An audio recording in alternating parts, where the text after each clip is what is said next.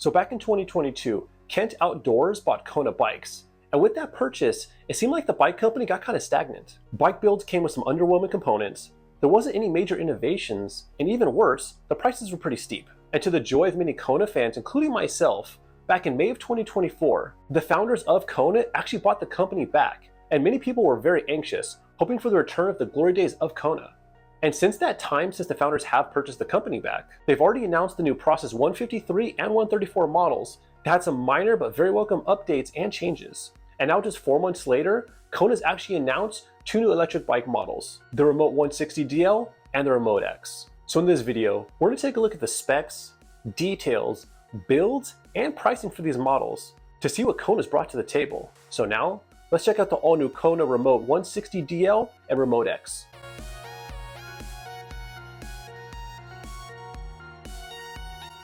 So the first model we're going to take a look at is the Remote 160DL. So the 160DL is Kona's take on the Process 153, but with a different rear suspension design.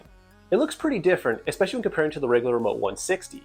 It's made of 60-61 aluminum and comes with a 64.5 degree head tube angle, 440mm chainstays, and a 77 degree C-tube angle.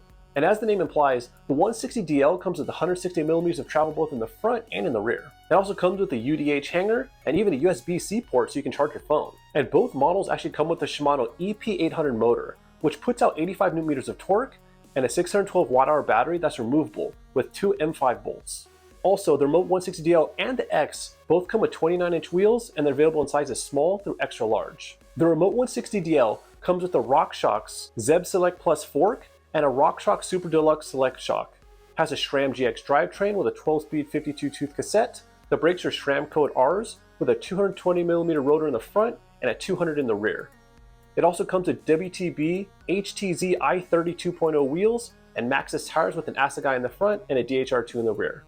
The dropper post is a Trans X with 170mm of drop for sizes small and medium and 200mm of drop in sizes large and extra large. And at the time of this recording, there is no information on the weight, but the Remote DL is $4,999. And the second model we're going to look at is the Remote X, which is Kona's big travel remote model. It's also made of 60-61 aluminum, but it comes with a 63.5 degree head tube angle, 440mm chainstays, and a 78 degree C-tube angle. The Remote X also comes with 178mm of travel in the rear and 180 in the front. And just like the 160DL, it also comes with a UDH hanger and a USB-C port. Just like the 160DL, the X only comes with one build, which is a Fox 38 Performance fork and a Fox Float X Performance shock.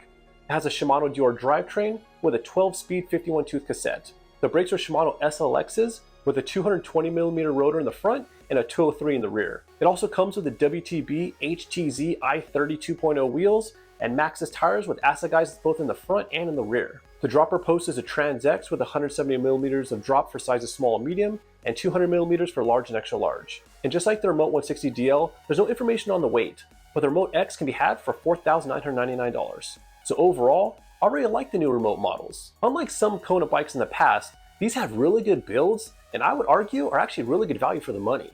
But even though I do like these bikes, I do have a couple different critiques. First is the Shimano EP800 motor. Now this is not a bad motor, but it is relatively old tech when it comes to e-bike motors, so it's not the latest and greatest. But it could be argued that using the older motor design keeps the prices down, which is pretty important for Kona to reestablish itself and making buying an e-mountain bike more affordable. The last thing is that there's no size-specific chainstays, which is kind of standard procedure nowadays. But even with my critiques, I'm certainly glad that Kona's making this bike, and hopefully they might consider making them frame only, so I can build my own. But hey, these are just my opinions. What really matters is, how do you feel about the new Kona remote models? Do you think my critiques are justified? Are you interested in buying one? Let me know in the comment section below. And as always, thank you so much for watching, and have a great one.